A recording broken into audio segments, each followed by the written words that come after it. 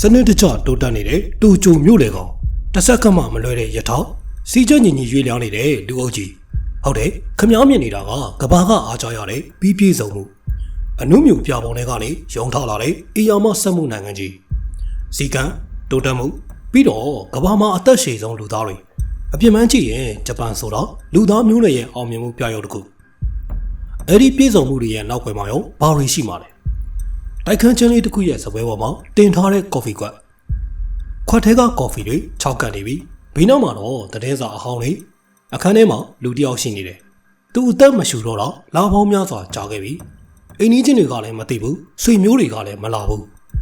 သူ့ကိုရှာတွေ့တဲ့အကြောင်းရင်းကဘဏ်အကောင့်ထဲမှာအိမ်လောက်ကပေးဖို့ပတ်စံကုန်သွားတဲ့အချိန်မှာအာနာပိုင်တွေရောက်လာတာဒါကိုဂျပန်မှာကိုရိုကူရှီလို့ခေါ်တယ်အထီးကျန်စွာတည်ဆုံးခြင်းစည်းကမ်းရှိလို့တဲ့လူတယောက်ရဲ့နောက်ကွယ်မှာဘလောက်တောင်ကြောက်စရာကောင်းတဲ့ဖိအားတွေရှိနေတာလေငွေကြေးချမ်းသာမှုနဲ့ဤပညာတွေကလူတယောက်ရဲ့စိတ်ခန္ဓာကိုနှွေးထွေးမှုမပေးနိုင်တဲ့အခါတိုးတက်မှုဆိုတော့တကယ်အောင်မြင်မှုလားဒါမှမဟုတ်တေတံတစ်ခုလားဂျပန်နိုင်ငံရဲ့အောင်မြင်မှုဆက်ရနေရကြီးကိုဖြုတ်ကြည့်လိုက်မယ်ဆိုရင်ပထမဆုံးတွေ့ရမယ့်အစိပ်ပိုင်းကခါရိုရှိအလုတ်ပင်ပန်းလုံးလို့တည်ဆုံးခြင်းဒါကမတော်တဆမဟုတ်ဘူးစနစ်တကျလေ့ကျင့်ပြိုးထောင်ထားတဲ့ယဉ်ကျေးမှုတစ်ခုရဲ့ဘေးထွက်ဆိုကြမိပွိုင်းတစ်ခုမှာစိမ့်နာနဲ့ဗျိုင်းတူရှောင်းလန်းနေတဲ့ဝန်ထမ်းတွေကိုကြည့်ကြည့်သူတို့ကလူသားတွေလားဒါမှမဟုတ်ကုမ္ပဏီတစ်ခုက program ရေးထားတဲ့စက်ရုပ်တွေလားဂျပန်မှာ black company လို့ခေါ်တဲ့လုပ်ငန်းခွင်တွေရှိတယ်ဝန်ထမ်းတစ်ယောက်ကိုစိတ်ပိုင်းဆိုင်ရာညှဉ်းပန်းနှိပ်စက်တဲ့နေရာတွေဘယ်သူမှမငြင်းဘူးဘာကြောင့်လဲဂျပန်လူအဖွဲ့အစည်းမှာအုပ်စုတဲကနေဖယ်ကျင်ခံရမှာကိုတေရမှာတက်ပိုကြောက်ကြလို့ပဲဂျပန်နိုင်ငံရဲ့လမ်းမတွေပေါ်မှာဝစ်စုံပြေးနဲ့တွာလာနေတဲ့ဝန်ထမ်းတွေကိုကြည့်ရင်စီကန်းရှိလိုက်တာလို့တင်ထင်ကောင်းထင်လိမ့်မယ်ဒါပေမဲ့အဲ့ဒီပြုံးရနေတဲ့မျက်နှာဖုံးတွေရဲ့နောက်ွယ်မှာတော့ခါရိုရှီလို့ခေါ်တဲ့အလုတ်ပင်ပန်းလုံးလို့တေဆုံးခြင်းဆိုတဲ့ကြောက်စရာကောင်းတဲ့ယဉ်ကျေးမှုတစ်ခုပုံကွယ်နေတယ်ဒါကရိုးရိုးတန်းတန်းအလုပ်ကြိုးစားတာမဟုတ်ပဲကိုယ်ပိုင်ဘဝဆိုတာပျောက်ပြီးစက်ရုပ်တရုပ်လိုဖြစ်သွားတာဂျပန်ဝန်ထမ်းတယောက်ရဲ့နေ့စဉ်ဘဝကမနက်စောကြီးကနေညတကောင်ရန်အထိရုံခန်းထဲမှာပဲကုန်းဆုံးလေးရှိတယ်အလုပ်ချိန်ကုန်သွားပေမဲ့အထက်လူကြီးအိမ်မပြန်မချင်းကိုကအရင်ပြန်မှုဆိုတာဂျပန်မှာတော့မဖြစ်နိုင်တဲ့လောက်ပဲတလောက်ကိုအချိန်ပိုနာရီ100ကျော်လောက်ရတာကဂုံယူစရာတစ်ခုလိုဖြစ်နေတာအနားယူတာကိုအပြစ်ရှိတယ်လို့ခံစားရအောင်စနစ်တကျပုံသွင်းထားတာခန္ဓာကိုယ်ကတောက်မခံနိုင်တဲ့အစုံရုံခန်းစပွဲတွေပေါ်မှာလည်းနှလုံးရက်ပြီးတည်ဆုံးတာဒါမှမဟုတ်ဖီအားတွေကိုမခံနိုင်လို့ကိုအစုံစီရန်တာတွေကဂျပန်မှာတည်င်းထူလည်းမဟုတ်တော့ဘူးဒီရင်ကျေးမှုဘယ်လောက်ထိနှက်ဆိုင်လဲဆိုရင်အလောက်ကပြန်လာတဲ့အခါမိသားစုနဲ့စကားပြောဖို့နေနေတတ်တာထမင်းစားဖို့တော့မှအင်အားမရှိတော့တဲ့အထိပဲအိမ်ဆိုတော့အိတ်ဆက်ရုံတက်တက်နေရာတစ်ခုဖြစ်လာပြီလူတွေကစက်ရုပ်တွေလိုပြုတ်မှုလာကြတယ် black company လို့ခေါ်တဲ့ကုမ္ပဏီတွေကတော့ဝန်ထမ်းတွေကိုစိတ်ပိုင်းဆိုင်ရာရောရုပ်ပိုင်းဆိုင်ရာပါအမျက်ထုတ်နေကြပေမဲ့ဘယ်သူမှထွက်မပြောကြဘူးအုပ်စုတွေကနေဖယ်ကျင်ခံရမှာကိုတရားမှတက်ပိုကြောက်ကြလို့ပဲအစိုးရကအချိန်ပိုအလုပ်တွေကိုကန်သက်ဖို့ဥပဒေတွေထုတ်ပြန်ခဲ့တာမှန်တယ်ဒါပေမဲ့လက်တွေ့မှာတော့ဘာမှထူးမလာဘူးဝန်ထမ်းတွေကအလုပ်ပြီးချောင်းပြဖို့အတွက်အင်ကိုအလုပ်တွေတည်သွားကြပြန်တယ်အားလည်းရခံစား권ရှိပေမဲ့တကယ်တမ်းအသုံးချတဲ့သူကတော့လက်ချိုးရည်လို့ရတယ်ဂျပန်နိုင်ငံရဲ့တိုးတက်မှုအရှိန်ဟောင်းကအဲ့လိုဝန်ထမ်းတွေရဲ့သွေးနဲ့ကြွေးတွေကိုယဉ်ပြီးတိဆောက်ထားတာအခုဆိုရင်ဂျပန်လူငယ်တွေကြားမှာဒီစနစ်ကိုညီငွေလာသူတွေရှိလာပေမဲ့လူအဖွဲ့အစည်းကြီးတစ်ခုလုံးရဲ့ဖိအားကိုကြော်လွှားဖို့ကတော့ခက်ခဲနေစေပဲအလုပ်ဆိုတော့အသက်ရှင်ဖို့အတွက်လုပ်တာဖြစ်တဲ့ပေမဲ့ဂျပန်မှာကတော့အလုပ်လုပ်ဖို့အတွက်အသက်ရှင်နေကြသလိုပဲဂျပန်နိုင်ငံရဲ့လူစီကားလာတဲ့တိုကျိုလမ်းမကြီးတွေပေါ်မှာလူပေါင်းတန်းတဲ့ချီတိုးဝေးသွားလာနေတာကိုကြည့်ရင်ဒီနိုင်ငံမှာအထီးကျန်နေဆိုတော့မဖြစ်နိုင်ဘူးလို့တင်ထင်ကောင်းထင်လိမ့်မယ်ဒါပေမဲ့လက်တွေ့မှာတော့ဒီမီးရောင်စုံတွေရဲ့နောက်ွယ်မှာအထီးကျန်ခြင်းဆိုတဲ့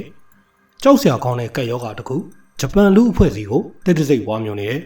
ဒါကရိုးရိုးတန်းတန်းအဖို့မရှိတာမျိုးမဟုတ်ဘဲနဲ့လူသားချင်းချိတ်ဆက်မှုလုံးဝပြတ်တောက်သွားတဲ့အထိပြင်းထန်တဲ့ပြဿနာတစ်ခုဒီပြဿနာရဲ့အထင်ရှားဆုံးသက်တွေကတော့ကူရိုကူရှီလို့ခေါ်တဲ့အထီးကျန်စွာတည်ဆုံးခြင်းတနစ်ကိုလူပေါင်းတောင်းနေချီပြီးကိုယ့်အိတ်ခံထဲမှာပဲဘယ်သူမှမသိဘဲနဲ့တည်ဆုံးနေကြရတယ်အိနီးချင်းတွေကလည်းမသိဘူးဆွေမျိုးတွေကလည်းမလာဘူးနောက်ဆုံးအလောင်းကပုတ်စော်နံလာတော့မှဒါမှမဟုတ်ဘဏ်အကောင့်ထဲမှာအိမ်လောက်ကပေးဖို့ပတ်စံကုန်သွားမှပဲအာဏာပိုင်တွေကလာရောက်ပြီးရှာဖွေတွေ့ရှိကြတာတက်ကြီးရွယ်ဦးတွေတင်မကပဲအခုနောက်ပိုင်းမှာလူငယ်တွေကြားထဲမှာပါဖြစ်လာနေတဲ့ဖြစ်ရဆိုတစ်ခုပဲနောက်ထပ်ထူခြားတဲ့အခြေအနေတစ်ခုကတော့ဟီကီကိုမိုရီလို့ခေါ်တဲ့ လူမှုပတ်ဝန်းကျင်ကနေလုံးဝအဆက်အသွယ်ဖြတ်ပြီးအခန်းအောင်းနေကြတဲ့သူတွေသူတို့ကလာပေါင်းများစွာတခါတလေနှစ်ပေါင်းများစွာကြာအောင်အပြစ်မထွက်တော့ဘဲနဲ့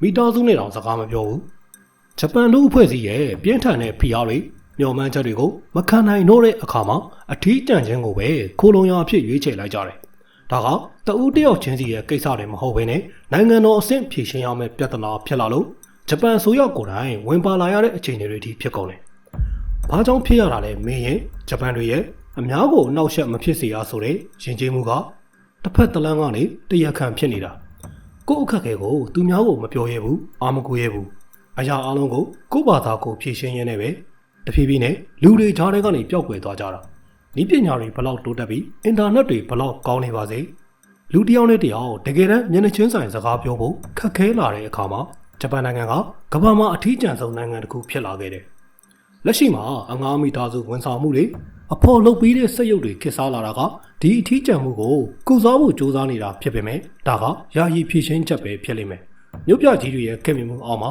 လူသားဆန်တဲ့နှွေးထွေးမှုတွေပျောက်ဆုံးနေတာ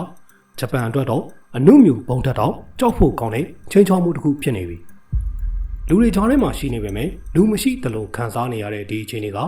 ဂျပန်နိုင်ငံရဲ့အနာဂတ်ကိုမှောင်မိုက်စေတဲ့အဓိကအကြောင်းရင်းတစ်ခုပ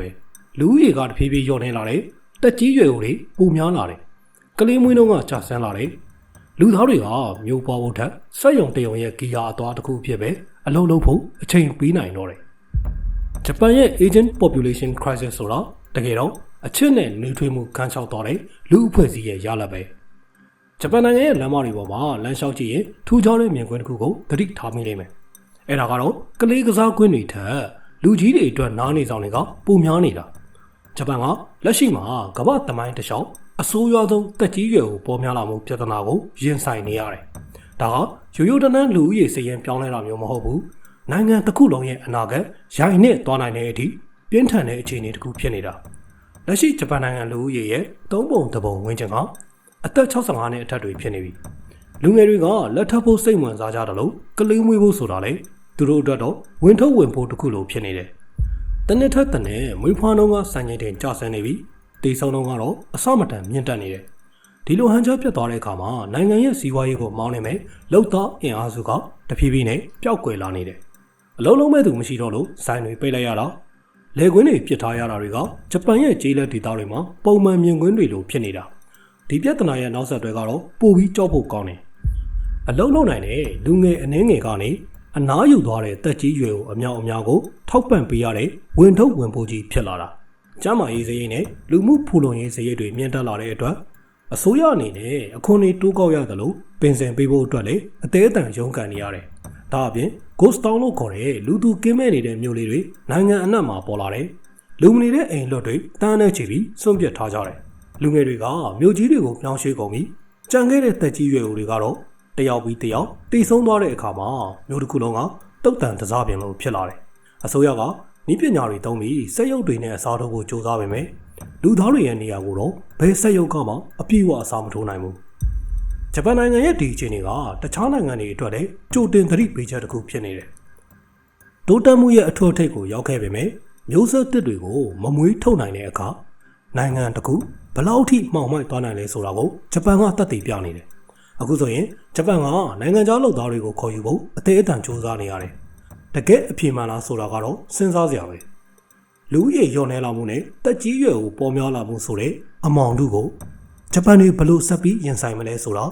ာတကမ္ဘာလုံးကစိတ်ဝင်စားစောင့်ကြည့်နေကြတယ်။ဒါကဂျပန်နိုင်ငံရဲ့တည်ရှိမှုအတွက်အကြီးမားဆုံးသောစိန်ခေါ်မှု။နောက်ထပ်အဆိုးရွားဆုံးကတော့ suicide rate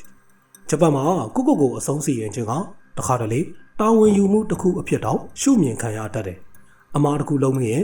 ဒါမှမဟုတ်အများအတွက်အသုံးမဝင်တော့ဘူးလို့ခံစားရရင်ထွက်ခွာသွားခြင်းကအကောင်းဆုံးလို့ယူဆကြတယ်။ဤပညာတွေဘလောက်မြင့်မြင့်စက်ရုပ်တွေဘလောက်ထွက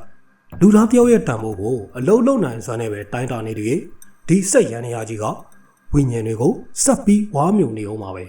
။ဂျပန်နိုင်ငံရဲ့ဒီမောင်မိုင်းတဲ့အမှန်တရားကကျွန်းနိုင်ငံလေးတစ်ခုရဲ့ပြဿနာတတ်ပဲလား။တကယ်တော့ဂျပန်ဆိုတာကကမ္ဘာကြီးကသွားကျနေတဲ့လမ်းဆုံးကိုအရင်ရောက်နေတာကျွန်တော်တို့အားလုံးအားကြနေရတဲ့တိုးတက်မှုဆိုတဲ့စံနှုန်းတွေကတကယ်တော့လူသားဆံမှုကိုစတေးပြီးတိဆောက်ထားရတဲ့ရဲတိုက်ကြီးတွေဖြစ်နေရင်ကောဤပညာတွေပုံမြင်လာတဲ့လူချင်းထိတွေ့မှုပုံနေလာတယ် ရှင်တန်ရတဲ့အထိပ္ပယ်တွေလျော်နေလာတယ်တိုးတက်မှုရဲ့အထွတ်ထိပ်မှာကျွန်တော်တို့ဘာကိုရှာနေကြတာလဲဗီဒီယိုရဲ့အစမှာတွေ့ခဲ့တဲ့တိုကျိုရဲ့စီးကျန်းညီညီရွေ့လျားနေတဲ့လူအုပ်ကြီးကိုပြန်ကြည့်လိုက်ပါသူတို့ကရှေ့ကိုသွားနေကြတာလားဒါမှမဟုတ်လမ်းပြောက်နေကြတာလားလို့မေးခွန်းထုတ်ရင်းနဲ့ပဲမိတ်ဆွေတို့ရဲ့အမြင်တွေကိုလည်းကွန်မန့်မှာမျှဝေပေးခဲ့လို့ရပါတယ်ကြည့်ရှုပေးခဲ့ကြတော့အားလုံးစိတ်ဤချမ်းသာခြင်းကိုယ်ဤကျန်းမာခြင်းနဲ့ပြည့်စုံကြပါစေခင်ဗျာ